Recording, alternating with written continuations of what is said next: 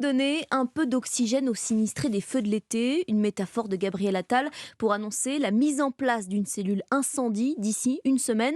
À la clé, des aides fiscales. Le ministre des Comptes publics a déjà évoqué des mesures, un délai supplémentaire de prélèvement à la source et la suspension des impôts locaux. Depuis le début de l'été, rendez-vous compte, 62 000 hectares sont partis en fumée. Une saison précoce et violente qui révèle aussi les limites de notre stratégie de lutte contre ces feux. Guillaume Dominguez. Notre dispositif contre les incendies est l'un des plus performants du monde. Près de 1500 sapeurs-pompiers spécialistes des feux de forêt sont répartis en 24 groupes dans tout l'Hexagone.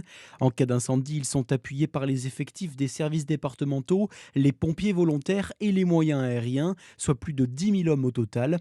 Et pourtant, pour la première fois cet été, à cause des conditions météo extrêmes, il a fallu mobiliser l'ensemble du dispositif pour lutter contre les nombreux incendies.